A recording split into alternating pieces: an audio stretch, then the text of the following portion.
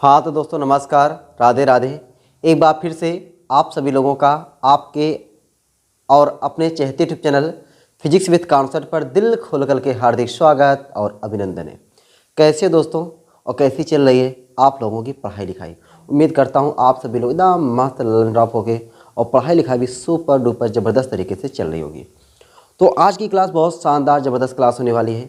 आज की क्लास में हम सभी लोग प्रिज्म के बारे में स्टडी करने वाले हैं। प्रिज्म के बारे में हर एक वो चीज़ को पढ़ने वाले हैं जो आपके एग्जाम में छपने वाला है। तो शुरू करते हैं। निकाल लीजिए कॉपी और पेन। जितना चीज़ें पढ़ाया जा रहा है प्रिज्म के बारे में एक जगह पे बढ़िया तरीके से उसको इकट्ठा कर लीजिए और उतना बढ़िया से प्रिज्म के बारे में पढ़ लीजिए और उस पर 2-4 क्वेश्चन लगा लीजिए। उम्मीद करता हूँ कि वो सारी चीज़ें आपके एग्जाम से कोई भी ऐसी चीज़ नहीं रहेगी जो जितना मैं पढ़ाया रहूँगा उससे कोई बाहर आने वाली है। ठीक है, तो शुरू करते भाई इस शानदार जानदार क्लास को।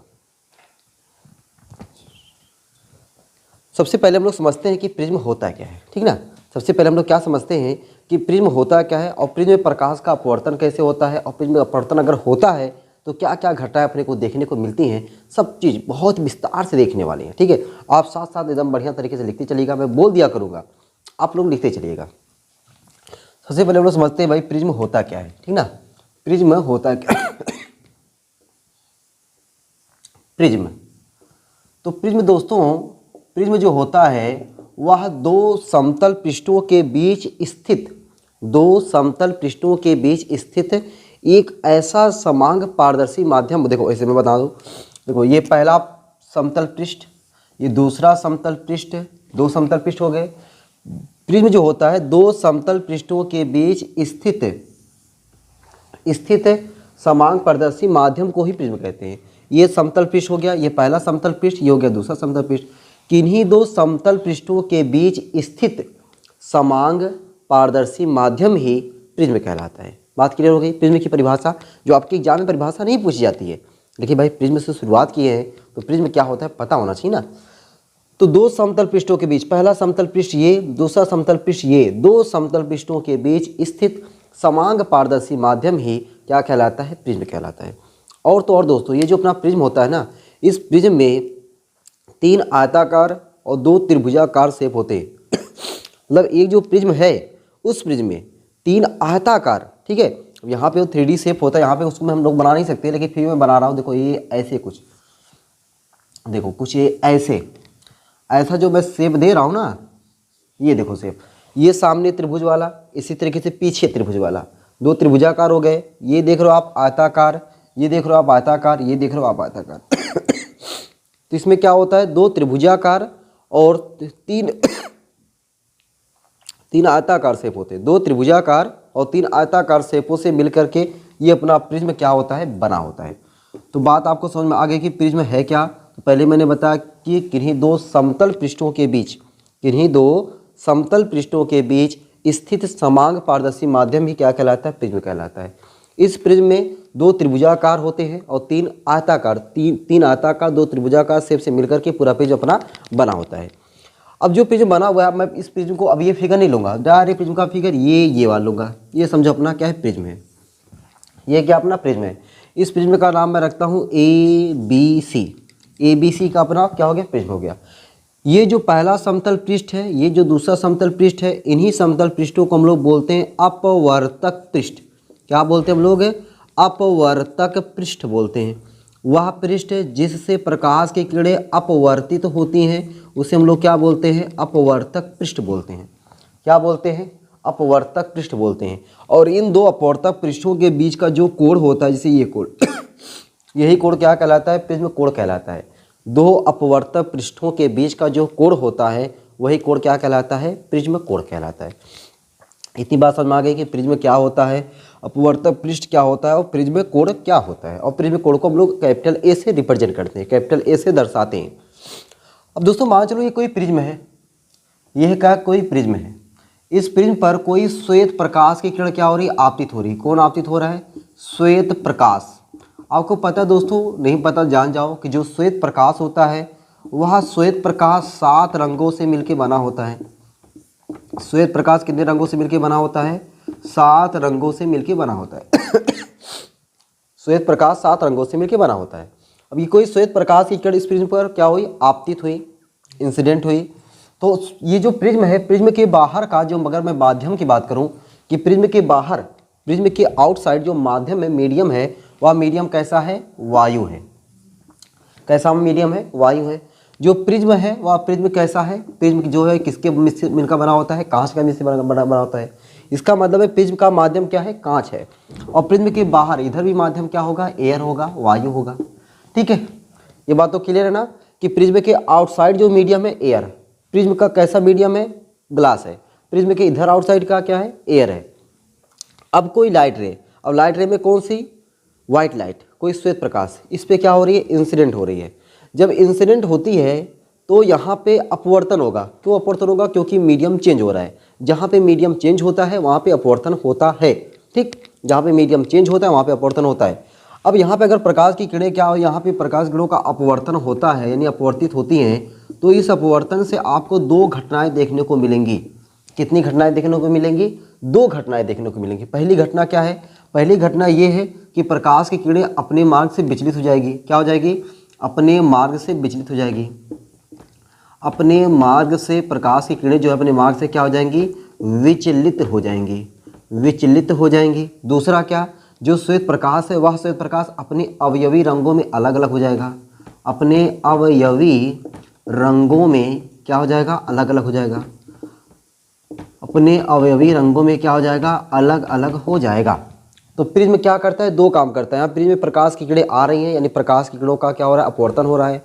इस अपवर्तन से दो घटनाएं आपको देखने को मिलेंगी। पहली घटना में क्या, अपने मार्ग से प्रकाश किरण क्या हो जाएगी, विचलित हो जाएगी। अब आपको पता है दोस्तों, जब प्रकाश किरण अपने मार्ग से जहाँ पे विचलित होती है वहाँ पे हम लोग पढ़ेंगे, क्या पढ़ेंगे, यहाँ पे विचलन को, विचलन पढ़ेंगे, विचलन। ठीक है, विचलन वर्ड क्या होता है यहाँ पे हम लोग सिखाएंगे आपको। और विचलन किसे कहते हैं, ये आपके एग्जाम के लिए इंपॉर्टेंट है कि विचलन कोड से आप क्या समझते हैं। दूसरी चीज़, जब प्रकाश अपने अवयवी रंगों में अलग अलग हो जाता है, उसी को हम लोग बोलते हैं वर्ण विक्षेपण। क्या बोलते हैं, वर्ण विक्षेपण। अब जहाँ पे हम वर्ण विक्षेपण पढ़ेंगे तो वर्ण विक्षेपण क्या होता है, वर्ण विक्षेपण क्षमता क्या होता है, कोणीय वर्ण विक्षेपण क्या होता है, सब कुछ देखने वाले हैं। तो मिला जुला करके कहना ये है कि अपना जो प्रिज्म का चैप्टर है, हम लोग को इसी के बारे में पढ़ना है कि विचलन कोण क्या होता है। विचलन कोण का फार्मूला, विचलन कोण का फार्मूला आपके एग्जाम के लिए वेरी इंपॉर्टेंट है, delta m equal to n-1 into A. इस फार्मूले को हम लोग ड्राइव करने वाले हैं। साथ ही साथ जब प्रकाश से प्रकाश इस पर आपतित हुआ तो वह अपने अवयवी रंगों में अलग अलग हो गया, तो वहाँ पर हम लोग क्या पढ़ेंगे, वर्ण विक्षेपण पढ़ेंगे। जब वर्ण विक्षेपण पढ़ेंगे तो वहीं पे विक्षेपण क्षमता पढ़ेंगे, विक्षेपण कोण पढ़ेंगे या कोणीय वर्ण विक्षेपण पढ़ेंगे। सब कुछ चीज़ें इसी क्लास में देखने वाले हैं। आपको मैं ये भी दिखाऊंगा कि किस रंग का तरंगदैर्घ्य सबसे ज़्यादा होता है, किस रंग का अपवर्तनांक सबसे ज़्यादा होता है, किस रंग की चाल सबसे ज़्यादा होती है, किस रंग का विचलन सबसे ज़्यादा होता है। ये सभी चीज़ें आपके एग्जाम के लिए वेरी वेरी इंपॉर्टेंट है। आपसे डायरेक्टली पूछता है कि निम्नलिखित में से किस रंग की चाल सबसे ज़्यादा होती है, निम्नलिखित में से किस रंग का अपवर्तनांक सबसे ज़्यादा होता है, निम्नलिखित में से किस रंग का विचलन सबसे ज़्यादा होता है, निम्नलिखित में से किस रंग के प्रकाश की तरंगदैर्घ्य सबसे ज़्यादा होती है। तो ये सारी चीज़ें आज की क्लास में हम लोग बढ़िया तरीके से सीखने वाले हैं। तो ये मैंने आपको बताया कि हमको इस चैप्टर में पढ़ना क्या है, हमको इस चैप्टर में मिला जुला करके प्रिज्म के बारे में क्या क्या चीज़ें सीख डालनी है, ये चीज़ें मैंने आपको अभी समझाया। आपको अभी इसमें जो नोट करना है, नोट ये करना है कि प्रिज्म किसे कहते हैं, प्रिज्म की परिभाषा। प्रिज्म की परिभाषा मैंने क्या बताया, दो समतल पृष्ठों के बीच स्थित समांग पारदर्शी माध्यम को प्रिज्म कहते हैं। दो समतल पृष्ठों के बीच स्थित समांग पारदर्शी माध्यम को प्रिज्म कहते हैं। उसके बाद मैंने बताया आप ये फिगर बना लो, इस फिगर में जो दो समतल पृष्ठें होती हैं उन्हीं समतल पृष्ठों को हम लोग अपवर्तक पृष्ठ बोलते हैं, और दोनों अपवर्तक पृष्ठों के बीच के कोण को हम लोग क्या बोलते हैं, प्रिज्म कोण बोलते हैं। बाकी जानकारी के लिए मैंने आपको बताया कि जो प्रिज्म होता है उस प्रिज्म में अगर आप कभी प्रिज्म लेकर देखोगे ना तो आपको आइडिया मिलेगा कि हाँ उसमें तीन आयताकार और दो त्रिभुजाकार शेप रहते हैं। प्रिज्म में तीन आयताकार और दो त्रिभुजाकार शेप दिखाई देंगे जब आप कभी हाथ में से लेकर प्रिज्म देखोगे तब आपको, ठीक है। उसके बाद मैंने बताया कि जब कोई भी प्रकाश की किरण, श्वेत प्रकाश की किरण, ये आपको नोट भी नहीं करने की जरूरत है, ये सब आगे भी हम लोग पढ़ने वाले हैं। तो मुझे थोड़ा सा भाई भौकाल बनाना जरूरी है ना कि हमको इस चैप्टर में क्या क्या पढ़नी है, कैसे पढ़नी है। थोड़ा सा अब आपको भी मनोरंजन लगेगा, आपको भी मज़ा आएगा, हाँ यार हमको इस चैप्टर में ये सारी चीज़ें सीख लेनी है। ये चीज़ जब सीखेंगे ना एक नंबर के लिए, भाई मैं हमेशा कन्फ्यूज में रहता हूँ, तो ये सब कन्फ्यूजन दूर होगा। बहुत ही ये फार्मूला हमारे लिए इंपॉर्टेंट है ही है, तो इसलिए मैंने इसको बताया पहले, तो आपको अभी नोट करने की जरूरत नहीं है इसको। बस जानो ये कि जब श्वेत प्रकाश प्रिज्म पर आपतित होती है तो यहाँ पे दो घटनाएं देखने को मिलती हैं। पहला कि प्रकाश अपने मार्ग से विचलित हो जाएगा। जब अपने मार्ग से विचलित हो जाएगा तो हम लोग विचलन पढ़ेंगे। अभी विचलन क्या होता है मैं भी शुरू करने वाला हूँ। उसके बाद अवयवी रंगों में अलग अलग बट जाएगा, तो वहाँ पे हम लोग पढ़ेंगे वर्ण विक्षेपण पढ़ेंगे। ठीक है, इतनी बात समझ में आगे, इतनी बात में तो कोई दिक्कत नहीं। अब आगे चलते हैं। अब दोस्तों भी आपने प्रिज्म के बारे में सीखा। अब जैसे प्रिज्म के बारे में सीखते हैं तो हम लोग तुरंत जो है क्या समझते हैं, पहले विचलन कोण, जो है आपने बताया ना अपने मार्ग से विचलित हो जाना, विचलन कोण। अब विचलन कोण को समझते हैं। ठीक है, चलो भाई विचलन कोण क्या होता है उसको हम लोग देखते हैं। तो आप भी डालेंगे कि प्रिज्म द्वारा श्वेत प्रकाश या डायरेक्ट है विचलन कोण किसे कहते हैं, सिंपल सी परिभाषा। ठीक है, विचलन कोण बहुत ही आसान चैप्टर है भाई ये, और उसमें जो है फार्मूले जो निकल के आएंगे वो फार्मूले बहुत ही काम के फार्मूले रहेंगे। ठीक है, आपको ये जो चैप्टर पूरा मैं इसको एक ही वीडियो में पूरा निपटाने वाला हूँ। ठीक ना, सिर्फ और सिर्फ एक वीडियो में इस चैप्टर को पूरा खत्म करने वाले हैं। प्रिज्म के बारे में पूरा आल टू आल आज की पूरी कहानी प्रिज्म पे चलने वाली है। अब आते भाई विचलन कोण समझते हैं। क्या समझते हैं? विचलन कोण। विचलन कोण, विचलन तो आपको समझ में आ गया। विचलन क्या होता है? जो प्रकाश की किरणें जब प्रिज्म पे आपतित होती हैं तो अपने मार्ग से जो विचलित हो जाती हैं वही कहलाता है विचलन कोण। अब विचलित वही विचलन कहलाता है। विचलन कोण क्या होता है इसको देखते हैं। ध्यान से देखना, प्यार से देखना, मजा आना है तो बताना भाई। ये देखो, ये है अपना दोस्तों क्या, प्रिज्म। इसे हम लोग क्या बोलेंगे? प्रिज्म बोलेंगे। ठीक है, यहाँ पे कोई श्वेत प्रकाश क्या हुआ? आपतित हुआ। कौन आपतित हुआ? कोई श्वेत प्रकाश या कोई प्रकाश की किरण। प्रिज्म का नाम मैंने रख दिया ABC। कोई दिक्कत परेशानी नहीं है, ABC नाम रखने में कोई दिक्कत परेशानी तो है नहीं। ABC मैंने प्रिज्म का नाम रख दिया। यहाँ पे कोई प्रकाश की किरण आई, आपतित हुई। जब यहाँ पे जाएगी इस प्रकाश की किरण को सीधे ऐसे जाना चाहिए था, ऐसे इसको जाना चाहिए था, लेकिन प्रिज्म है और प्रिज्म जाने देगा क्या? प्रिज्म सीधे इसको जाने देगा क्या? कभी नहीं। प्रिज्म जो है इसको कभी ऐसा सीधे जाने देगा ही नहीं। क्यों? आप अगर पूछो क्यों तो मैं बताऊंगा आपको, क्योंकि यहाँ पे माध्यम चेंज हो रहा है। ये है आपका विरल माध्यम, ये है आपका सघन माध्यम। अब प्रकाश की किरण विरल माध्यम से सघन माध्यम में जाएगी तो भाई ये तो तय है विचलित होगी। अब जब विचलित होगी तो विचलित होने में क्या होगा कि जब विरल से सघन में जाती है तो अभिलंब कोण झुक जाती। गजब, आपने सही सुना कि जब प्रकाश की किरण विरल माध्यम से सघन माध्यम में जाती है, जब रेयर मीडियम से डेंसर मीडियम में जाती है तो लाइट रे बेंड हो जाती है। किधर की ओर? नॉर्मल की ओर। जो नॉर्मल होता है उस नॉर्मल की ओर क्या हो जाती है? बेंड हो जाती है। तो पहले मैं नॉर्मल बना दूं भाई, पहला अपना काम होता है ना भाई नॉर्मल बनाना। जब नॉर्मल बना रहेंगे तभी तो बताएंगे कि हाँ देखो इधर बेंड हुई है, इधर बेंड नहीं हुई है। तो पहले काम क्या है? नॉर्मल बनाना। नॉर्मल समझो भाई, जैसे दोस्तों ये पृष्ठ है, जैसे मेरा हाथ समझो क्या है? पृष्ठ है, सरफेस है, सरफेस है, पृष्ठ है, और इस पर अभिलंब क्या होगा? एकदम सीधी ऐसी रेखा, एकदम सीधी ऐसी लाइन, इस पर क्या कहलाएगी? ये अभिलंब कहलाएगी। ऐसी ये पृष्ठ, अगर ये पृष्ठ है इस पर ये सीधा मार्का मैं ऐसे रखूंगा तो ये क्या कहलाएगा? अभिलंब कहलाएगा, अभिलंब कहलाएगा। तो यहाँ पे देखो ये मैंने अभिलंब डाल दिया, सीधी रेखा एकदम, ये देखो ऐसे, ये मेरा अभिलंब हो गया। अब अभी आपने देखा कि जब प्रकाश की किरण वायु से यानी एयर से सघन में जाएगा, ये सघन हो गया, सघन में जाएगा तो ये अभिलंब, अभिलंब को झुक जाएगा। ये देखो ये झुक गया, झुक गया ना, प्रणाम करते हुए जा रहा है भाई। ठीक, अच्छा अब यहाँ पे क्या हुआ? अब अगर मैं बात करूँ आपतन कोण और अपवर्तन कोण, भाई अपवर्तन हुआ है तो आपतन कोण होगा, अपवर्तन कोण होगा। आपतन कोण क्या होता है? आपतित किरण और अभिलंब के बीच का कोण। आपतित किरण और अभिलंब के बीच का कोण आपतन कोण। आई, मजा आ गया। अपवर्तित किरण और अभिलंब के बीच का कोण अपवर्तन कोण, ये भी मजा आया। चलो भाई इतनी बात समझ में आई। अभी देखो ये 2-3 बार बताऊंगा आपको, एकदम बढ़िया से क्लियर करा के ही मानूंगा मैं। उसके बाद देखो ये प्रकाश किरण यहाँ पे क्या हुई? अब आपतित हुई। अब यहाँ पे आपतित हुई तो ये सरल, ये क्या है? सघन है, और ये है विरल। ये क्या है? वायु। मैं लिख देता हूँ यहाँ पे, ये क्या है? विरल है, वायु है। अब प्रकाश की किरण यहाँ पे सघन से, यहाँ पे सघन से विरल में जा रही है, तो जाहिर सी बात है कि अभिलंब से दूर हटेगी। तो पहले अभिलंब बना लेते हैं। अभिलंब देखो मैं ये बनाता हूँ, अभिलंब देखो भाई मैंने ये बना दिया। ठीक है, अभिलंब बना दिया। अब ये क्या होगा? अभिलंब से क्या होगा? दूर हटेगा। अभिलंब से दूर हटने का मतलब देखो क्या हुआ? ये ऐसे देखो, अभिलंब की ओर ऐसे जाता झुक जाता है, इधर क्या दूर हट गया। ठीक है, किनारा कर लिया, दूर हट गया। तो अब देखो यहाँ पे ये आपतित किरण या अभिलंब, इनके बीच का कोण आपतन कोण। आपतन कोण को यहाँ पे आई ना लिख करके पता है क्या लिखते हैं? R1 इसको मैं देता हूँ, इसको नाम मैं देता हूँ R2, और ये निर्गत किरण इसको मैं नाम देता हूँ E। ठीक है, तो अपना जो था विचलन कोण, वो विचलन कोण है क्या, वास्तव में विचलन कोण है क्या, कितना आपकी प्रकाश की किरण विचलित हुई। देखो ये देखो विचलित कितना हुई, ये देखो आपकी किरण ये थी ये वाली, इसको आगे बढ़ाने पर और इसको पीछे बढ़ाने पर, देखो ये मैं पीछे किसको बढ़ाया, ये देखो ये वाली लाइन, ये जो निर्गत किरण है ना, ये इसको बोलते हैं हम लोग निर्गत किरण। क्या बोलते हैं, निर्गत किरण। इस आपतित किरण को आगे बढ़ाने पर और निर्गत किरण को पीछे बढ़ाने पर वे एक दूसरे को जिस बिंदु पर मिल जाते हैं, देखो यहाँ पे मिल गए, यहाँ पे जो कोण बनता है उस कोण को बोलते हैं विचलन कोण। इसको मैं लिखता हूँ डेल्टा, देखो ये सिंबल है भाई डेल्टा। इस कोण को हम क्या बोलते हैं, विचलन कोण, एंगल ऑफ डेविएशन बोलते हैं, विचलन कोण बोलते हैं। बात समझ में आ गई। तो विचलन कोण की परिभाषा में क्या लिखोगे, ये प्यारा सा फिगर बनाओगे। इस प्यारे से फिगर को बनाने के बाद सिर्फ एक लाइन में परिभाषा लिखनी है, सिर्फ एक लाइन में परिभाषा लिखनी है। परिभाषा क्या लिखनी है कि आपतित किरण को आगे बढ़ाने पर और निर्गत किरण को पीछे बढ़ाने पर वे एक दूसरे को जिस बिंदु पर मिलते हैं उस बिंदु पर बनने वाला कोण ही विचलन कोण कहलाता है। मजा आ गया गुरु, बढ़िया समझ में आ गया ना। विचलन कोण, आपतित किरण को आगे बढ़ाने पर निर्गत किरण को पीछे बढ़ाने पर वे एक दूसरे को कहीं पर मिलेंगे और जिस बिंदु पर मिलेंगे उस बिंदु पर बनने वाला कोण ही क्या कहलाता है, विचलन कोण कहलाता है। और विचलन कोण को हम लोग क्या लिखते हैं, डेल्टा से लिखते हैं। विचलन कोण का सिंबल क्या है, डेल्टा से प्रदर्शित करते हैं। इतनी बात समझ में आ गई। चलो भाई, अब दोस्तों हम लोग आते हैं उस फार्मूले को, जब मैंने फार्मूला आपको दिखाया था ना, डेल्टा m = n-1 × a, इस वाले फार्मूले को निकालने के लिए तैयार हो जाते हैं।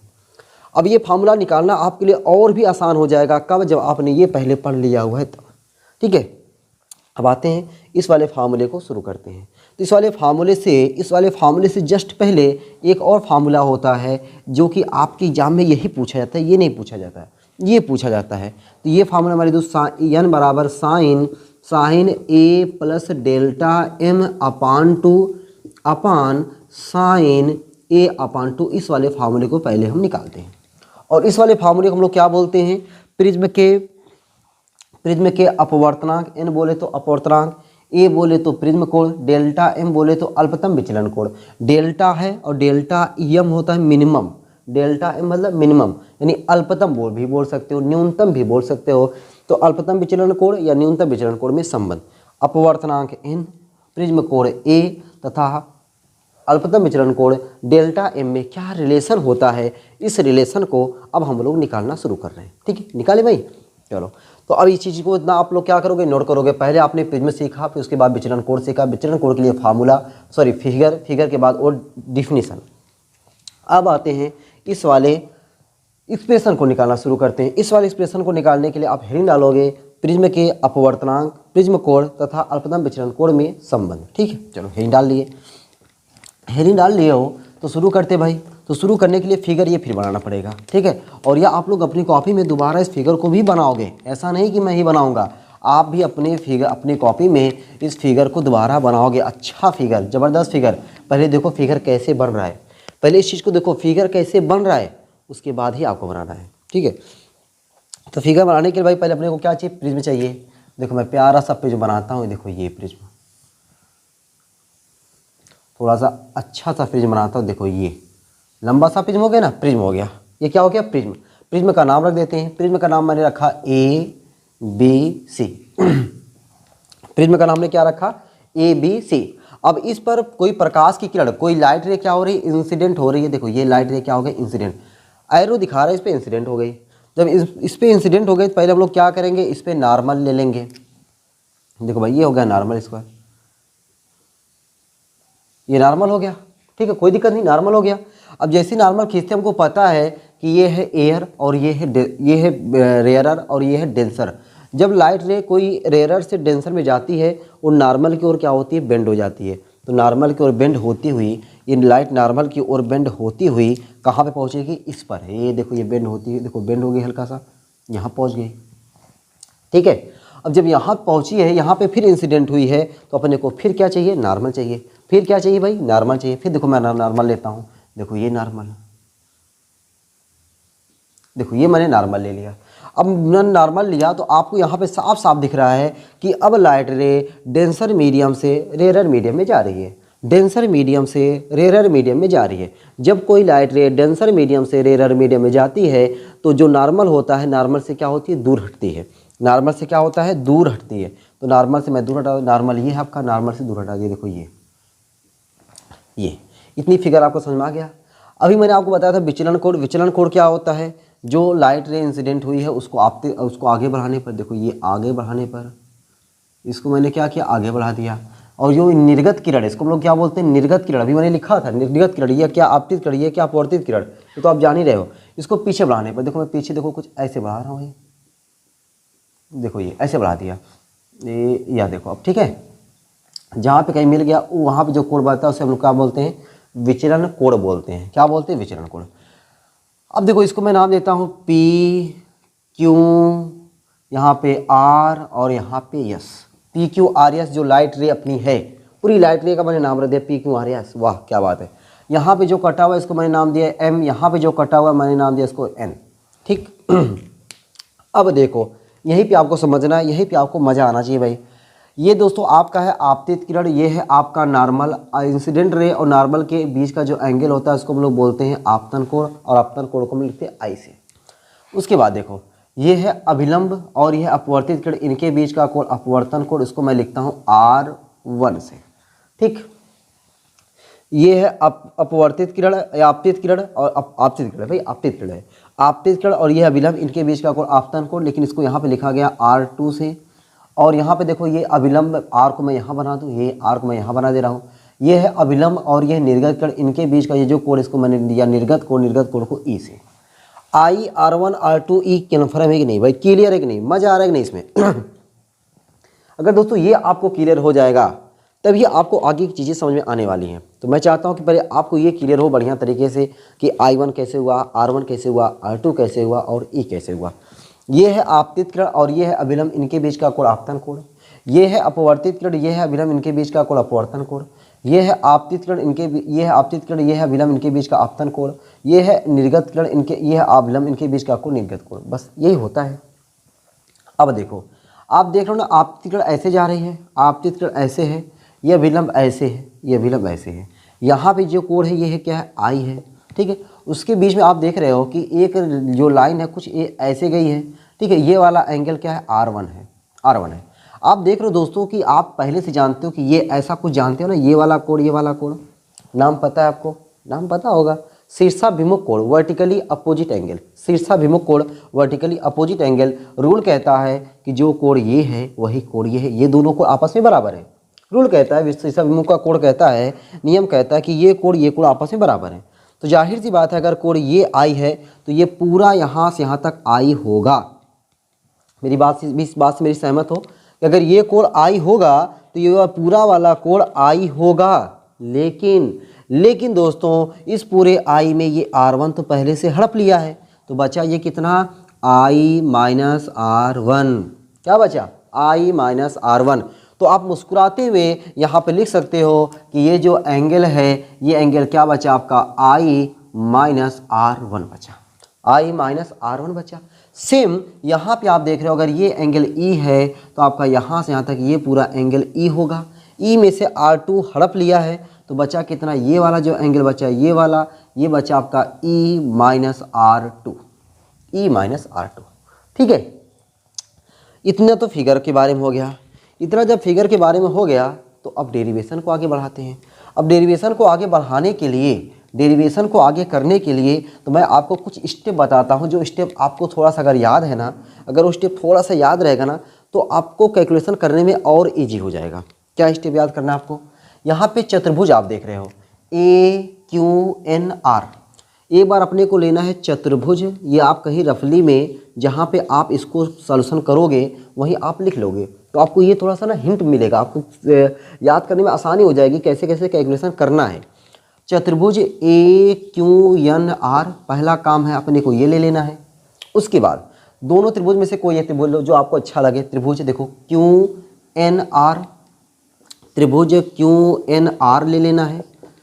ठीक है, अब मैं ये नहीं कह रहा हूँ कि इसी को लो, इसको भी आप ले सकते हो QMR, त्रिभुज QMR।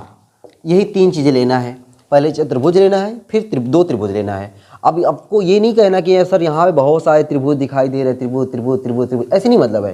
ठीक है, बस ये चीज़ इतनी ध्यान देनी है, चतुर्भुज AQNR लेना है। त्रिभुज क्यू एन आर लेना है, त्रिभुज क्यू एम आर लेना है। इन्हीं चीज़ों को हम धीरे धीरे करते जाएंगे और अपना जो अपने को चाहिए, जो अपने को निकालना है, वो धीरे धीरे आता जाएगा। ठीक है, तो अपने को स्टेप बाय स्टेप अपने को क्लियर आगे दिखता भी जाएगा कि हाँ अब हम ये कर दें, अब हम ये कर दें। थोड़ा माइंड अपना वहाँ पे काम करना शुरू कर देगा। ठीक है, तो शुरू करें डेरिवेशन। चलो भाई, अभी तो मैंने फिगर बताया, सिर्फ और सिर्फ क्या बताया, फिगर बताया। अब फिगर के बाद हम लोग आते हैं इसके डेरिवेशन पे। ठीक है, ये चीज़ें आप कहीं लिख सकते हो। ठीक है, उम्मीद करता हूँ कि आपने इसको कहीं लिख लिया होगा। ठीक है, अब आते हैं डेरिवेशन पे आते हैं। तो डेरिवेशन में डायरेक्टली शुरू करते हैं दोस्तों अपने को कि जो चतुर्भुज मैंने लिखा था, ठीक है, जो मैंने चतुर्भुज लिखा था वह चतुर्भुज मैंने क्या लिखा था, चतुर्भुज ए क्यू एन आर में, चतुर्भुज ए क्यू एन आर में। अब दोस्तों चतुर्भुज के बारे में आप जानते हो कि चतुर्भुज के चारों कोणों का योग कितना होता है, 360 अंश होता है। ये आप बचपन बोले तो क्लास 6 से जान रहे हो कि चतुर्भुज के चारों कोणों का योग 360 अंश होता है। तो बस मैं यही यहाँ वही लगाने जा रहा हूँ। अब चतुर्भुज के चारों कोण में पहला कोण ए, दूसरा कोण क्यू, देखो डायरेक्ट केवल क्यू लिखता हूँ, तीसरा कोण एन और चौथा कोण हो गया आर। चारों कोणों का योग कितना, 360 अंश। मजा आ गया ना। चतुर्भुज ए क्यू एन आर में हमको पता है कि चतुर्भुज के चारों कोणों का योग 360 अंश होता है। तो मैंने चारों कोणों का योग कितना लगा दिया, 360 डिग्री लगा दिया। अब जो देख रहे हो कि जो एंगल ए है, angle is a prism angle, और prism angle is denoted by capital A. तो आप इसको कैपिटल ए से ही केवल लिख सकते हो, प्लस एंगल क्यू। अभी मैंने बताया कि जैसे मान चलो ये कोई सरफेस है, इस सरफेस पर ये लाइन क्या है, परपेंडिकुलर है। तो ये सरफेस है ए बी, पृष्ठ है, सरफेस है, इस पर ये क्यू क्या है, नॉर्मल है, 90 डिग्री है। तो आप इसको डायरेक्ट क्यू को क्या लिखोगे, 90 डिग्री, प्लस एंगल एन नहीं पता, एंगल आर भी वही क्या है, 90 डिग्री है, इक्वल टू 360 डिग्री। तो A plus angle N equal to 360 minus 180 degree. ठीक है, तो एंगल एन इक्वल टू कितना हो जाएगा, 360 में से 180 घटाओगे तो 180 आएगा, 180 माइनस एंगल ए। इसी को नाम देता हूँ मैं इक्वेशन नंबर 1। इतने में कोई दिक्कत नहीं। एक लाइन मैंने आपको बताया, यही आप याद करोगे तो आपको ये 1 2 3 4 लाइन अपने आप क्लियर आएंगी, अपने आप क्लियर हो जाएंगी।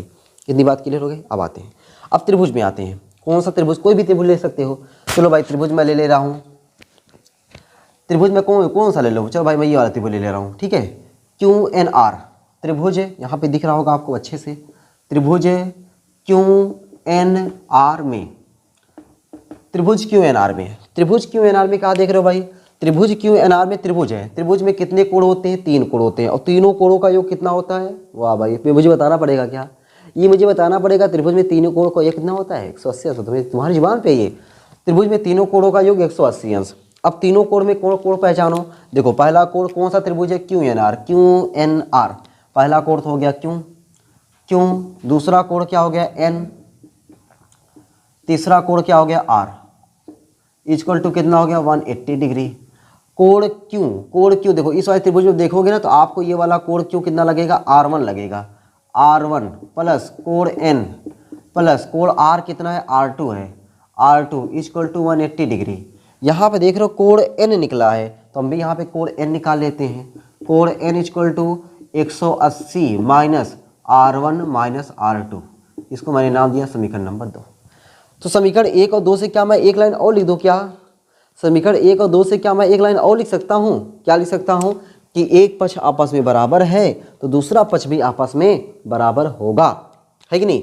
समीकरण 1 व 2 से, समीकरण 1 व 2 से, तो दोस्तों समीकरण 1 व 2 से अपने आप को सीधे सीधे दिख रहा है कि एक पक्ष आपस में बराबर है तो दूसरा पक्ष भी आपस में बराबर होगा। तो मैंने क्या किया कि 180 minus A equal to 180 minus R1 minus R2। ठीक है, 180 कैंसिल हो गया, minus A equal to, minus का मैंने कामा ले लिया R1 प्लस R2, तो मैंने देखा माइनस माइनस भी कैंसिल हो गया, तो ए इक्वल टू क्या आया R1 plus R2, A equal to क्या आया R1 प्लस R2। इसी को मैंने नाम दिया समीकरण नंबर 3। देख रहे हो अपने आप स्टेप क्लियर होता जा रहा है, अपने आप स्टेप आगे बढ़ रहा है कि हमें जरूरत ये नहीं है कि याद करने की, हाँ अगले स्टेप अपने आप आगे आ रहा है और यही चीज़ होना चाहिए। अगर दोस्तों ऐसा हो रहा है ना, अरे तो कैलकुलेशन करने का कुछ मज़ा ही और होता है। इतनी बातें हो गई, समीकरण नंबर 3 बन गया। अब आते हैं, अभी तो एक मैंने कौन सा त्रिभुज लिया, एक बार चतुर्भुज लिया, एक बार ये त्रिभुज लिया, अभी एक त्रिभुज बचा है। त्रिभुज कौन सा बचा है? QMR त्रिभुज है। QMR में, त्रिभुज QMR में, तो QMR में देखो भाई, अब यहाँ पे ये नहीं कर देना कि हाँ तीनों कोणों का योग 180 अंश है। ये जरूरी नहीं है कि हर जगह ये लगाएं भैया। जरूरी है कि आप हर जगह जहाँ पे जाते हो वहाँ पे 4 ही रोटी खाते हो? डिपेंड करता है भूख की, डिपेंड करता है अपने को कैसी भूख लगी है। तो वैसे अपने की ज़रूरत क्या है उस अनुसार काम करेंगे, उस अनुसार काम करेंगे। तो उस अनुसार अगर हम देखेंगे तो अपने को देखो ये वाला कोण, ये वाला कोण का योग इक्वल होगा इस बाहर वाले कोण से।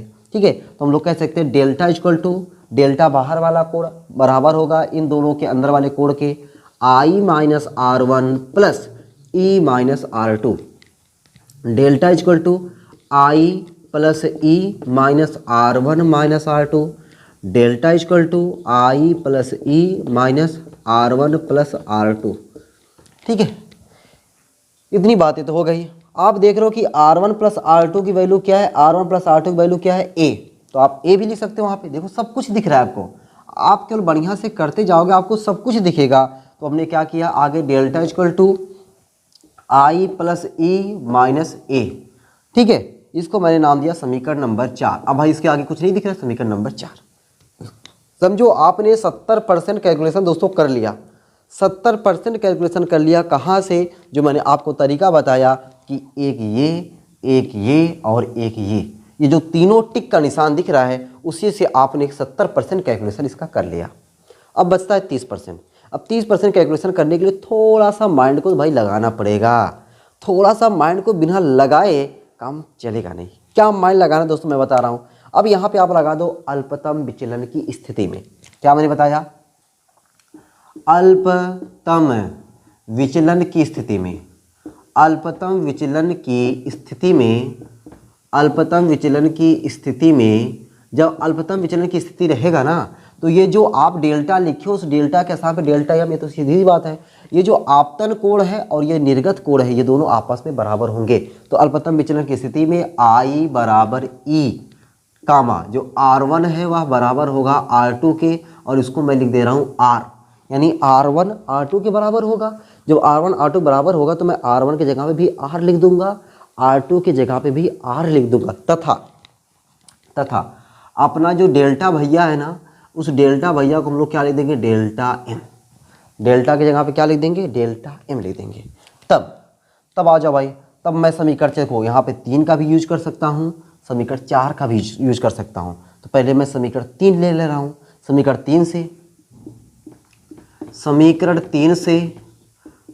3 से देखो भाई क्या हो जाएगा। समीकरण 3 से A की जगह पे तो A ही रहेगा, R1 की जगह पे R, R2 जगह पे R, तो ये क्या हो गया 2R। अपने को R चाहिए, R equal to A/2। R equal to क्या हो गया, A/2। कोई दिक्कत नहीं। समीकरण 4 से देखो भाई क्या हो जाएगा, डेल्टा की जगह पे delta M equal to I की जगह पे I ही रहेगा, E की जगह पे I रहेगा -A। ठीक है, तो अपने को I चाहिए, तो delta M equal to 2I -A। तो 2I इक्वल टू क्या हो जाएगा, डेल्टा M प्लस A या A प्लस डेल्टा M, दोनों बात कह सकते हो। चलो मैं A प्लस डेल्टा M ही लिखता हूँ, A प्लस डेल्टा M। तो I इक्वल टू क्या हो जाएगा, A plus delta M/2।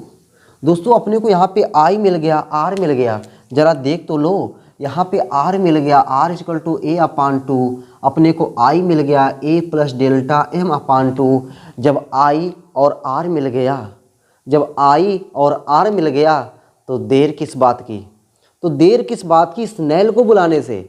Snail चाचा को बुलाते हैं और स्नेल लॉ यहाँ पे लगाते हैं। तो अकॉर्डिंग टू स्नेल लॉ, ठीक है, यहाँ पर हम लोग क्या लगाते हैं, according to Snell law, Snell law के नियम के अनुसार या स्नेल के नियम के अनुसार, स्नेल के नियमानुसार लिख देता हूँ, स्नेल के नियमानुसार। तो स्नेल का नियम क्या है, n equal to sine I upon sine R। यही ना स्नेल का नियम, यानी equal to sine I upon sine R।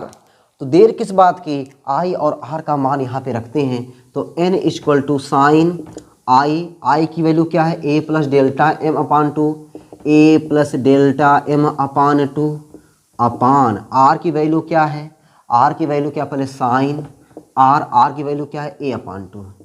लो भाई, इसी फार्मूले की दोस्तों अपने को तलाश थी, इसी फार्मूले की अपने को क्या थी, तलाश थी। वो फार्मूला आखिरकार मिल ही गया, वो फार्मूला आखिरकार मिल ही गया। तो मैंने बताया ना कि यहाँ तक जब आप कर लोगे तो आपको 70% हो जाएगा। बस बचा यही इतना हो गया कि नहीं, मज़ा आ गया फार्मूला निकालने में।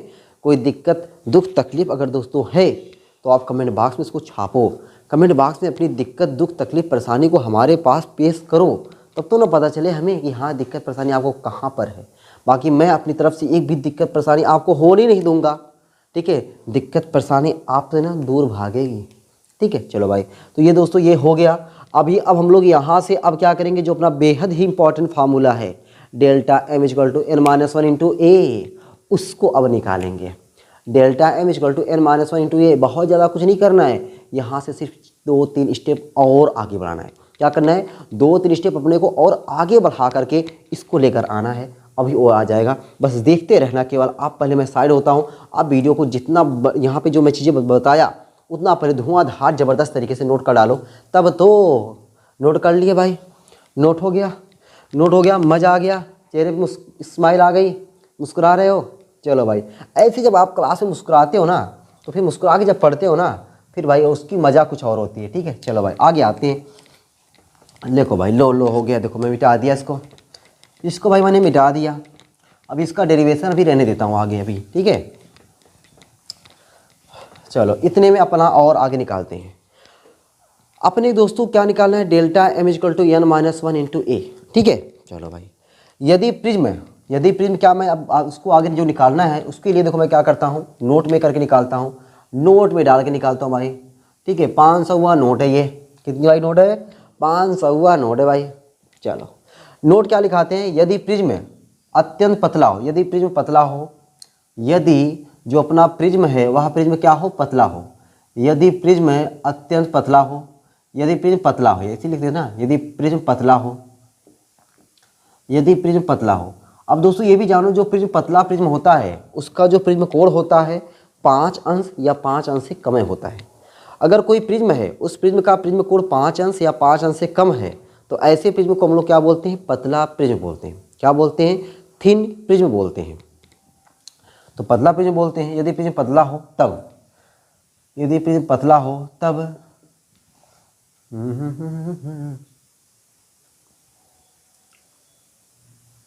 यहाँ से भी लिखे तो फिर यहाँ से लिखें, यदि आई, चलो ठीक है चलेगा यार, बस प्रिज्म पतला हो तब जो है sine A plus delta M upon two जो है वह इक्वल हो जाएगा A plus delta M upon two के, तथा साइन ए अपान टू है वह इक्वल हो जाएगा ए अपान टू के। मेरी बात को ज़्यादा ध्यान समझिएगा, मैंने आपको यहाँ पे क्या बता दिया, आपको दोस्तों मैंने कई बार ये चीज़ बताया हुआ है, क्या चीज़ बताया हुआ है जो कई बार, कि अगर साइन थीटा है, ठीक है, साइन थीटा है, अगर ये थीटा बहुत ही छोटा होता है, ये थीटा क्या होता है, बहुत ही छोटा होता है, तो जब हम चाहते हैं साइन को लगा देते हैं, जब हम चाहते हैं साइन को हटा देते हैं। यदि बात आपके दिमाग में है, ये मैं मानता हूँ, क्योंकि ये चीज़ मैंने आपको कई बार बताया है कि अगर थीटा बहुत छोटा है तो जब चाहो साइन को हटा दो, जब चाहो साइन को लेते आओ।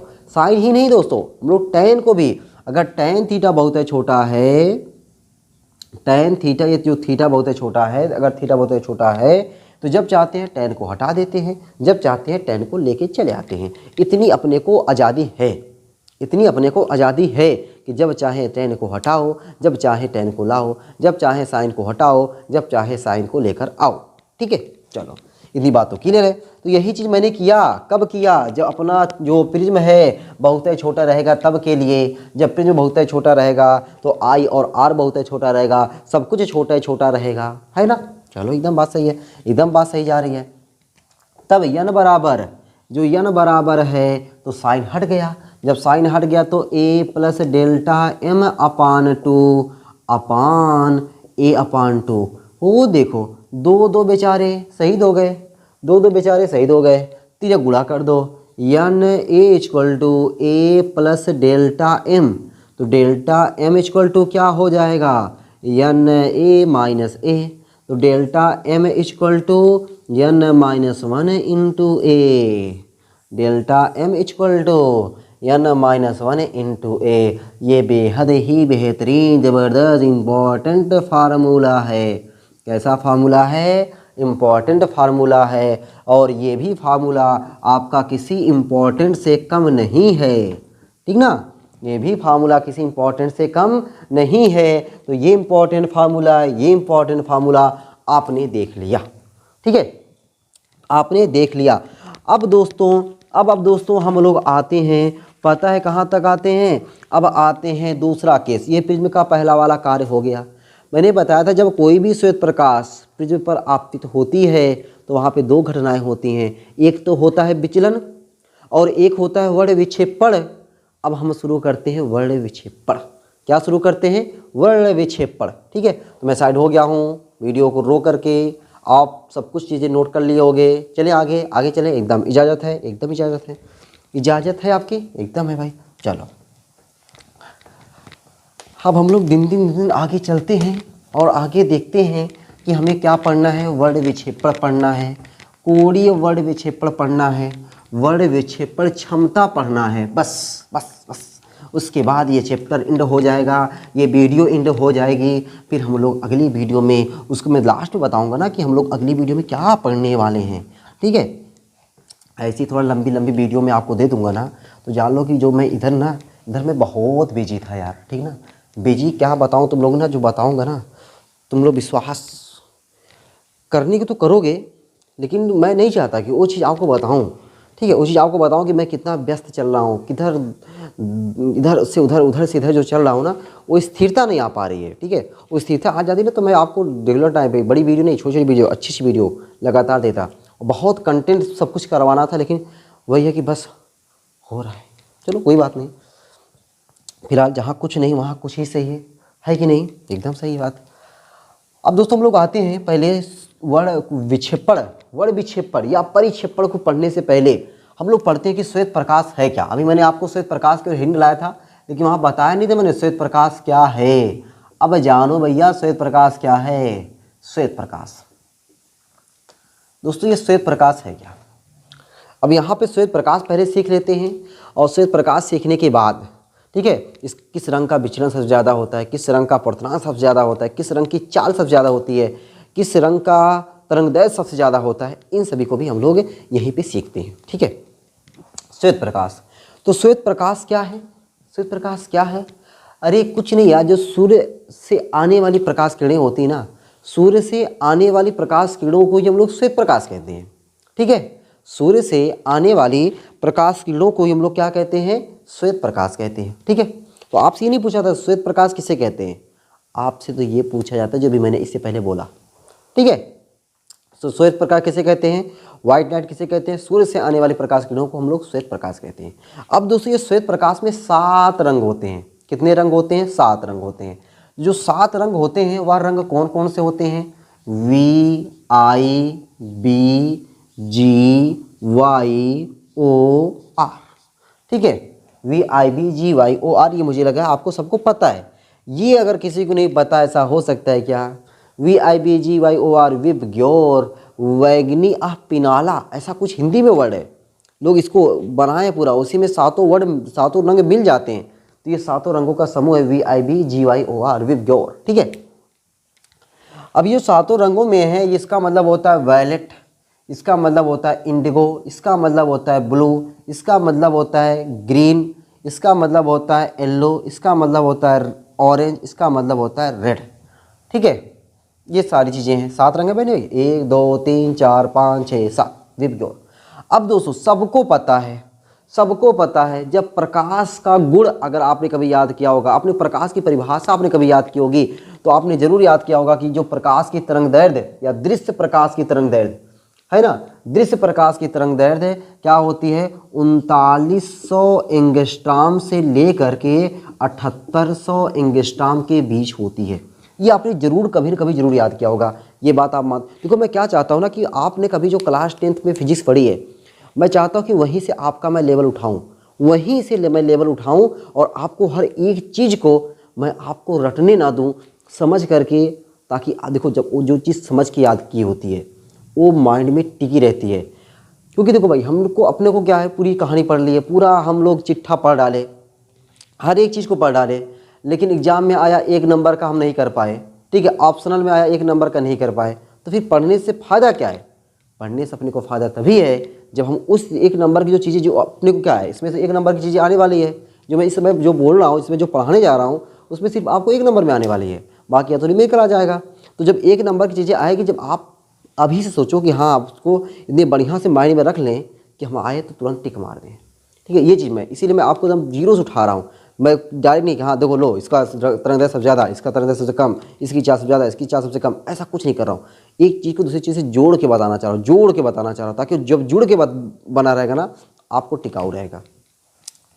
तो ये तो बात आपको सबको पता है कि जो अपनी दिश प्रकाश की तरंगदैर्घ्य है वह 3900 एंगस्ट्रॉम से लेकर के 7800 एंगस्ट्रॉम के बीच होती है। इसका मतलब ये हुआ कि जो सबसे ज़्यादा तरंगदैर्घ्य होती है लाल रंग की होती है, सबसे कम तरंगदैर्घ्य किसकी होती है? बैगनी रंग की होती है। इस बात से आप वाकिफ़ हो गए। चलो भाई, अब आते देखो, ये लाइन मैं खींचता हूँ। ये लाइन दोस्तों ये दिखा रही है कि लाल रंग का जो लैम्डा है, लैम्डा तरंगदैर्घ्य को हम लोग किसे लिखते हैं? लैम्डा से। लैम्डा बोले तो तरंगदैर्घ्य, लैम्डा बोले तो तरंगदैर्घ्य ऊपर से नीचे आने पर क्या होता है? बढ़ता है। ऊपर से नीचे आने पर क्या होता है? बढ़ता है। तो अगर मैं पूछूं आपसे किस रंग का तरंगदैर्घ्य सबसे ज़्यादा, तुरंत आप बताओगे रेड कलर का। किस रंग का तरंगदैर्घ्य वेवलेंथ सबसे कम, आप तुरंत बताओगे वायलेट कलर का, बैगनी रंग का। ठीक है, इतनी बात क्लियर हो गई। चलो अब आते दूसरी चीज़। देखो मुझे क्या क्या बताना है आपको? लैम्डा बताना है, ठीक है, अपवर्तनांक n बताना है, ठीक है, लैम्डा बताना, अपवर्तनांक बताना है, चाल बताना है, और ये विचलन बताना है डेल्टा। बाकी एक होता है आवृत्ति। आवृत्ति को हम लोग यफ से लिखते हैं। आपको पता है दोस्तों, आवृत्ति एक ऐसी चीज़ है, आवृत्ति एक ऐसा गुण है प्रकाश का जो एक माध्यम से दूसरे माध्यम में जाने पर कभी चेंज नहीं होता है। और ये आपके एग्जाम में 1 नंबर पूछा जाता है कि प्रकाश का वह कौन सा गुण है जो एक माध्यम से दूसरे माध्यम में जाने पर चेंज नहीं होता है? तो वह क्या है? फ्रीक्वेंसी, आवृत्ति है। इन चारों चीज़ों पर चर्चा करने वाले हैं। चलो अब देखो, आपने फार्मूला पढ़ा होगा F=n लैम्डा, ठीक है, या F=n लैम्डा पढ़े होंगे, या आप ऐसे पढ़े होंगे न्यू बराबर आवृत्ति। आवृत्ति को हम लोग न्यू से लिखते हैं, न्यू बराबर n लैम्डा, न्यू बराबर n लैम्डा, या फिर f बराबर n लैम्डा पढ़े होंगे, ठीक है, f बराबर n लैम्डा। तो जहाँ पे f क्या है? आवृत्ति है, n क्या है? अपवर्तनांक है, लैम्डा तो भाई लैम्डा तरंगदैर्घ्य है ही है। तो यहाँ पे अगर ये चीज़ चेंज नहीं होती, ये चीज़ चेंज नहीं होती, तो हम लोग इसको अगर कहें लैम्डा इक्वल टू क्या हो जाएगा? 1/n। लैम्डा इक्वल टू क्या हो जाएगा? 1/n, या सॉरी, लैम्डा इक्वल टू क्या हो जाएगा? f/n, f/n। तो f तो चेंज होता नहीं है, इसका मतलब वो कांस्टेंट हो गया। उस कांस्टेंट को हटा दोगे तो लैम्डा इक्वल टू हो जाएगा 1/n, lambda equal to 1/n। अब देखो, मैं चाहता डायरेक्ट लिखता lambda equal to 1, lambda proportional to 1/n होता है, नहीं, मैंने क्या बताया? f equal to n lambda. इसमें मैं आपको न्यूमेरिकल बताया हूँगा, ठीक है, उसमें मैं आपको न्यूमेरिकल बताऊंगा। f equal to n lambda पे ये फार्मूला होता है भाई, f equal to n lambda, ये फार्मूला हो गया। आपको पता है मैंने कि आवृत्ति कब वो चेंज होती नहीं है, इसका मतलब ये हुआ कि लैम्डा इक्वल टू हो जाएगा f/n, f कांस्टेंट हो गया, तो लैम्डा प्रोपोर्शनल टू 1/n। अब इस चीज़ को देख करके आपको समझ में आ गया कि जिसका लैम्डा ज़्यादा उसका अपवर्तनांक कम, जिसका लैम्डा ज़्यादा उसका अपवर्तनांक कम, जिसका लैम्डा कम उसका अपवर्तनांक ज़्यादा। तो अब आप इस बात को, एक बात तो आपको क्लियर समझ में आ गई कि अब बताओ हम लोग अगर ऊपर से नीचे आएंगे तो लैम्डा जिसका ज़्यादा, लैम्डा इसका ज़्यादा, इसका अपवर्तनांक कम। तो इसका मतलब है कि ऊपर से नीचे आने पर जो n है, n क्या होता है? n बोले तो अपवर्तनांक, n बोले तो अपवर्तनांक, वह क्या होता है? घटता है, घटता है, ठीक है, क्या होता है? घटता है। कौन से फार्मूले से? उस फार्मूले को भी मैं यहाँ पे चिपका दे रहा हूँ, कि f equal to n lambda, ठीक है, f equal to n lambda, या लैम्डा प्रोपोर्शनल टू 1/n। ये चीज़ मैं 2 चीज़ लिख दे रहा हूँ। यहाँ से आपको टिकाऊ रहेगा, ये क्या रहेगा? आपके दिमाग में बसा रहेगा, आपके दिमाग से कभी निकलेगा नहीं कि f equal to n lambda. f तो कांस्टेंट होता है। एक चीज़ और आपको याद हो गई कि आवृत्ति चेंज होती नहीं है, ठीक है। तो लाल रंग का अपवर्तनांक क्या होता है? सबसे कम होता है। बैगनी रंग का अपवर्तनांक सबसे ज़्यादा होता है। ठीक है, चलो 2 चीज़ें हो गई। कौन कौन सी हो गई? लैम्डा हो गया, एन हो गया। आगे आते हैं वी वाले पे। आपने दोस्तों ये भी फार्मूला पढ़ा है n=c/v। n=c/v आपने फार्मूला पढ़ा हुआ है, n=c/v, जिसमें n क्या है? अपवर्तनांक है, c क्या है? निर्वात में प्रकाश की चाल है, और v क्या है? माध्यम में प्रकाश की चाल है। जो c है निर्वात में प्रकाश की चाल वो फिक्स है, 3 × 10⁸ जो मैं फिक्स बोल दूं, जब अगर मैं फिक्स बोल दूं तो समझो वो कांस्टेंट हो गया। वो क्या हो गया? कांस्टेंट हो गया। अगर ये कांस्टेंट हो गया तो अपने को भाई n तो पता चल गया, तो हम कह सकते हैं कि n=1/v, n=1/v, जिसका अपवर्तनांक ज़्यादा उसकी चाल कम, जिसकी चाल कम उसका अपवर्तनांक ज़्यादा। ये बात क्लियर हो गई, ये भी बात क्लियर है। तो अगर ये बात क्लियर है तो हम लोग इसको कैसे लिखे भाई, कि अगर हम लोग ऊपर से नीचे आएंगे, जब हम लोग ऊपर से नीचे आते हैं, अगर हम लोग ऊपर से नीचे आते हैं तो भाई आपको पता चल गया कि यहाँ पे देखो क्या है? n घटता है तो v क्या होगा? बढ़ता है। तो v क्या होगा? बढ़ता है। v बोले तो चाल, v बोले तो चाल, चाल क्या होता है? बढ़ता है। ठीक है, तो लाल रंग की चाल क्या होती है? सबसे ज़्यादा होती है। बैगनी रंग की चाल सबसे कम होती है। कौन से फार्मूले से? n=c/v, या मैं लिख दूं या n=1/v, ये फार्मूले से।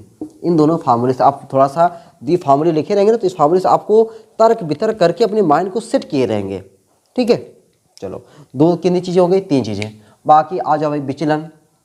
विचलन के लिए भी मैंने फार्मूला बताया, delta m = n-1 × a, delta m = n-1 × a। तो ए तो भाई कांस्टेंट है, जिसका n ज़्यादा उसका डेल्टा ज़्यादा, जिसका n कम उसका डेल्टा कम। ठीक है, जिसका n कम उसका डेल्टा कम, जिसका n ज़्यादा उसका डेल्टा ज़्यादा। तो डेल्टा भाई क्या होगा? डेल्टा बोले तो विचलन, डेल्टा बोले तो विचलन कोण या विचलन, भाई दोनों बात एक ही है। विचलन क्या होगा भाई? n क्या होता है? घटता है, तो विचलन भी क्या होता है? घटता है। विचलन क्या होता है? घटता है। ठीक है, कौन से फार्मूले से? डेल्टा m = n-1 × a से। ठीक है, मैंने कितनी चीज़ें बता दी आपको? 1 2 3 4 चीज़ें बता दी। बाकी एक चीज़ें बताया कि आवृत्ति चेंज नहीं होता है। तो यहाँ से अब आपको टिकाऊ होना चाहिए। अब आपको यहाँ पे एकदम भी कोई भी आपके दिमाग पे ये नहीं होना चाहिए कि सर मुझे ये नहीं पता चल पाया ये कैसे हुआ। मैंने सब कुछ चीज़ें जोड़ के बताया, बाई फार्मूले से बताया। ऐसा नहीं कि डायरेक्टली आके बताया, बाई फार्मूले से प्रूफ करके बताया, बाई फार्मूले से प्रूफ करके बताया। ठीक है, चलो भाई, तो ये रहा श्वेत प्रकाश। अब हम लोग देख लेते हैं वर्ण विक्षेपण। क्या देख लेते भाई? वर्ण विक्षेपण। ठीक है, इसको मैं साइड होता हूँ भाई, मैंने साइड हो गया। अब आपको क्या करो, इसको बढ़िया से तरीके से अपने तरीके से भाई बढ़िया तरीके से क्या कर लो? नोट कर डालो। ठीक है, चलो भाई नोट कर लिए होगे, मिटाएं एकदम भाई, इरेज करते हैं। इरेज कर दिया, लो भाई। अब हम लोग क्या देख लें? वर्ण विक्षेपण। क्या देखें? वर्ण विक्षेपण। वर्ण विक्षेपण क्या होता है? ठीक ना, इसको हम लोग देखते हैं वर्ण विक्षेपण क्या होता है। वर्ण विक्षेपण, वर्ण मतलब वर्ण, वर्ण मतलब बोले तो रंग, कलर। विक्षेपण मतलब होता है अलग अलग होना। ठीक है, विक्षेपण मतलब क्या होता है? अलग अलग होना। वर्ण विक्षेपण, वर्ण विक्षेपण। ठीक है, अब देखो भाई वर्ण विक्षेपण क्या होता है। कोई भी दोस्तों प्रकाश की किरण हो, कौन हो? कोई भी प्रकाश की किरण हो। ये देखो प्रिज्म हो गया, कोई श्वेत प्रकाश यहाँ पे कहाँ पे आया? प्रिज्म पर आया। कोई श्वेत प्रकाश कहाँ पे आया? प्रिज्म पर इंसिडेंट हुआ। इंसिडेंट होने पर ये तो अपने मार्ग से विचलित होता है, तो हमने सीख लिया। अपने मार्ग से विचलित होता है तो हमने सीख लिया। मैंने वो भी बताया कि ये अपने मार्ग से विचलित होने के साथ साथ अपने अवयवी रंगों में भी क्या होता है? अलग अलग हो जाता है। अपने अवयवी रंगों में क्या होता है? अलग अलग हो जाता है। तो ये क्या है? इसमें पढ़ने के बाद भाई श्वेत प्रकाश को ऐसे देखो, यहाँ पे मैं इसको थोड़ा सा अलग पेन से, अलग कलर से, इसको ऐसे जाना चाहिए था, इसको ऐसे जाना चाहिए था, लेकिन प्रिज्म है भाई, प्रिज्म है, कोई मजाक थोड़ी है, प्रिज्म है। तो प्रिज्म क्या है? इसको जाने देगा ऐसे, इसको तहस नहस कर देता है। क्या कर देता है? इसको तहस नहस। देखो पहली प्रकाश की किरण, इसको रेड से बनाता हूँ, थोड़ा फिगर अच्छी लगे ना। ये देखो पहली प्रकाश की किरण, लो पहला, दूसरा, तीसरा, चौथा, पांचवा, छठा और ये सातवां। इसको 7 रंगों में तोड़ देता है, फैला देता है, अलग अलग कर देता है। कौन? ये प्रिज्म। तो VI बी, देखो मैं उल्टा लिख दिया, ठीक है, उल्टा लिख दिया। अभी मैंने लिखा था किस रंग का विचलन सबसे ज़्यादा होता है, बैगनी रंग का विचलन सबसे ज़्यादा होता है, ठीक है, सही ना भाई, बैगनी रंग का विचलन क्या होता है, सबसे ज़्यादा होता है। तो यहाँ पे वी नीचे आएगा ना, तो V I B G Y O R, VIBGYOR, ऐसे। तो परिभाषा क्या हो जाएगा वर्ण विक्षेपण का, कि जब कोई श्वेत प्रकाश किसी प्रिज्म पर, देखो यहीं से देखो वर्ण बनाते हैं यार, वर्ण फिजिक्स में क्या होता है ना, बहुत सारी चीज़ें ना आपको समझ के याद करनी पड़ती है। अगर हर एक चीज़ को रट्टा मारने लगोगे ना तो फिर बेकार है।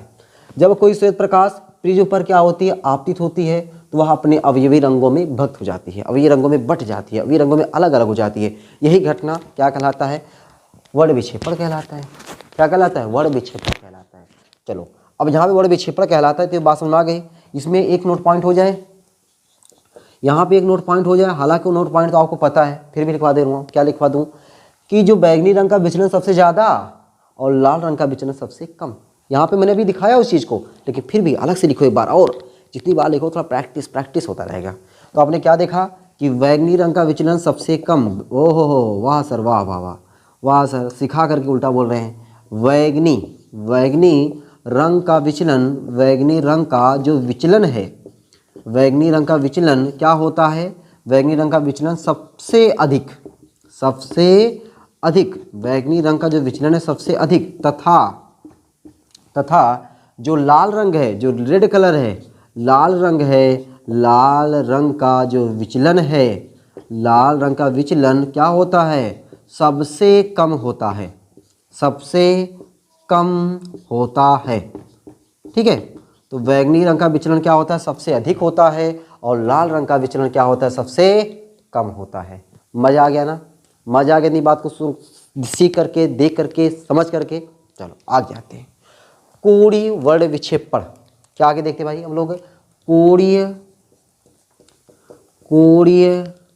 वर्ण विक्षेपण, कोणीय वर्ण विक्षेपण, ठीक है। कोणीय वर्ण विक्षेपण, कोणीय मतलब क्या समझोगे, कोण, कोणीय मतलब क्या समझोगे, कोण समझोगे, ठीक है ना। चलो तो कोण मतलब भाई क्या समझना है, जैसे मान चलो कि यह प्रिज्म है, ये प्रिज्म से कोई से प्रकाश की इस पर आपतित हुई, अपने अवयवी रंगों में अलग अलग हो गई। अब जो अवयवी रंगों में अलग अलग हो गई, उसमें से किन्हीं दो रंगों के विचलन के, जो विचलन हुआ है ना, ये विचलन हुआ है, किन्हीं दो रंगों के विचलन के बीच के अंदर को क्या बोलते हैं, कोणीय वर्ण विक्षेपण बोलते हैं। मैंने क्या परिभाषा बोल दिया कि प्रिज्म से निर्गत किन्हीं दो रंगों के विचलन के बीच के अंतर को क्या बोलते हैं, वर्ण विक्षेपण, कोणीय वर्ण विक्षेपण बोलते हैं, कोणीय वर्ण विक्षेपण बोलते हैं, ठीक है। और कोणीय वर्ण विक्षेपण को हम लोग थीटा से रिप्रेजेंट करते हैं। तो थीटा इक्वल टू, परिभाषा लिख लेना भाई, प्रिज्म से निर्गत, या फिर मैं फिगर, अगर आप परिभाषा नहीं बना रहे हो ना, परिभाषा नहीं लिख पा रहे हो, तब भी मैं देखो फिगर बना दे रहा हूँ, तो नहीं फिगर से आपको परिभाषा क्लियर हो जाएगा। देखो ये अपना है प्रिज्म, ये क्या अपना प्रिज्म है, इस प्रिज्म पे कोई कौन आया, कोई श्वेत प्रकाश आया, कौन आया, कोई श्वेत प्रकाश आया। अब ये श्वेत प्रकाश यहाँ पे आया, तो यहाँ पे श्वेत प्रकाश को जाना चाहिए था ऐसे सीधे, श्वेत प्रकाश को ऐसे सीधे जाना चाहिए था, लेकिन प्रिज्म भाई, प्रिज्म है, मजाक थोड़ी है, प्रिज्म है, वह क्या क्या उसको ऐसी तैसी। तो बैगनी रंग सबसे नीचे, लाल रंग सबसे ऊपर, तो यहाँ से यहाँ तक ये कहलाएगा डेल्टा आर, यहाँ से यहाँ तक कहलाएगा ये डेल्टा वी, ठीक है। ये पूरा है डेल्टा वी, यहाँ से यहाँ तक है डेल्टा आर, तो इनके बीच का जो अंतर है यानी delta V minus delta are, वही क्या कहलाएगा, कोणीय वर्ण विक्षेपण कहलाएगा। तो हमने क्या बताया भाई, इसका सिंबल क्या होता है, थीटा, ये आप लिख सकते हो, यहाँ पे रेड है, यहाँ पे आप लिख सकते हो वायलेट, ठीक है। इससे सिंबल क्या है इसका, थीटा, इसका सिंबल क्या है, थीटा। थीटा इक्वल टू क्या होता है भाई, थीटा इक्वल टू क्या हो जाएगा, डेल्टा, थीटा इक्वल टू हो जाएगा delta V minus delta R, theta equal to क्या हो जाएगा, delta V minus delta R. यहाँ से ये परिभाषा से आपने बना दिया, ठीक है, फार्मूला। अब देखो फार्मूले को और मैं 2 स्टेप आगे बढ़ाना चाहता हूँ, इस फार्मूले को 2 स्टेप में क्या करना चाहता हूँ और आगे बढ़ाना चाहता हूँ। उस 2 स्टेप को आगे बढ़ाने के लिए अपने को क्या करना पड़ेगा, देखो भाई क्या करना पड़ेगा। अभी मैंने आपको ब्यूटीफुल फार्मूला बताया है। क्या फार्मूला बताया कि delta M equal to N minus 1 into A. तो डेल्टा एम हटाओ, केवल डेल्टा वी लिखो, तो N V minus 1 into A. Delta R equal to N R minus one into A. हो जाएगा ना, एकदम हो जाएगा। तो यहाँ पे theta equal to delta V की जगह पे N V minus one into A minus delta R जगह पे N R minus one into ए। दोनों में क्या कॉमन है, यहाँ भी ए यहाँ भी ए कॉमन। तो theta equal to N V minus one minus N R plus one into A. Plus one minus one बेचारे बर्बाद हो गए। N V minus N R into A. तो ये दोस्तों आ गया आपका वर्ड विक्षेपण क्षमता का प्यारा सा फार्मूला।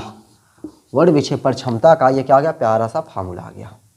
ठीक है ना, वर्ड विक्षेपण क्षमता का क्या आ गया, ये प्यारा सा फार्मूला आ गया। एक हेडिंग और देख लेते हैं, एक लास्ट हेडिंग देख लेते हैं, वर्ड विक्षेपण क्षमता। ठीक है, वर्ड विक्षेपण क्षमता, वर्ड विक्षेपण क्षमता। ठीक है, वर्ड विक्षेपण क्षमता। अब दोस्तों देखो जरा, वर्ड विक्षेपण क्षमता होता क्या है। ये जो वर्ड विक्षेपण क्षमता है, ये वर्ड विक्षेपण क्षमता आखिरकार होता क्या है। तो वर्ड विक्षेपण क्षमता की मैं परिभाषा अगर बताऊं ना आपको, तो परिभाषा मैं फार्मूले से बताना चाहता हूं। किससे बताना चाहता हूं, फार्मूले से। फार्मूला क्या है, तो वर्ड विक्षेपण क्षमता को हम लोग ओमेगा से रिप्रेजेंट करते हैं। किससे रिप्रेजेंट करते हैं, ओमेगा से। ओमेगा इक्वल टू होता है थीटा upon delta Y. Omega equal to क्या होता है, थीटा अपान डेल्टा वाई। इसी को शब्दों में जरा बोलो, शब्दों में जरा बोले तो बोले। चलो देखो भाई, थीटा क्या है, तो आप कहोगे कि कोणीय वर्ड विक्षेपण तथा डेल्टा क्या है, विचलन। वाई लिखा हुआ है यानी मतलब पीले रंग के विचलन। ठीक ना, तो कोणीय वर्ड विक्षेपण तथा पीले रंग के विचलन के अनुपात को वर्ड विक्षेपण क्षमता कहते हैं। कोणीय वर्ड विक्षेपण तथा पीले रंग के विचलन के अनुपात को क्या कहते हैं, वर्ड विक्षेपण क्षमता कहते हैं। आपके दिमाग में एक क्वेश्चन पता नहीं चल रहा है कि नहीं चल रहा है, लेकिन मैं अपनी तरफ से बता रहा हूँ। हो सकता है कुछ लोगों के दिमाग में चल रहा होगा भाई कि सर यहाँ पे जो पीला रंग को ही क्यों चुना गया, पीला रंग को ही क्यों चुना गया। भाई हमारे श्वेत प्रकाश में तो 7 रंग होते हैं, 7 रंग में V I B G Y O R होते हैं, लेकिन आपने इसमें से पीले को ही क्यों चुना। क्या आपको पीला रंग पसंद है, क्या आपको पीले रंग से नफरत है, या फिर कुछ और। ऐसा कुछ नहीं है।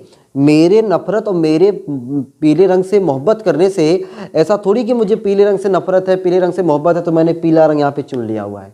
ऐसा कुछ नहीं है। तब क्या है, तब ये है कि जो पीले रंग का जो आप तरंग दैर्ध्य अभी आप देख रहे थे, तरंग दैर्ध्य इसका सबसे ज़्यादा 7800 एंगस्ट्रॉम और इसका सबसे कम 3900 एंगस्ट्रॉम। तो आप देखोगे इन तीनों कलर का जो तरंग दैर्ध्य है उनका बोले तो समांतर माध्य है। समांतर माध्य बोले तो ये तीनों कलर का तरंग दैर्ध्य निकाल के 3 से जोड़ दो। इन चारों कलर का तरंग दैर्ध्य निकाल के 4 से भाग दोगे तो ये चीज़ और ये चीज़ आएगा, तो आपको लगभग इस पीले वाले के समकक्ष आएगा, पीले वाले के बराबर आएगा। ठीक है, इसी इसको माध्य रंग बोलते हैं, मतलब बीच वाला।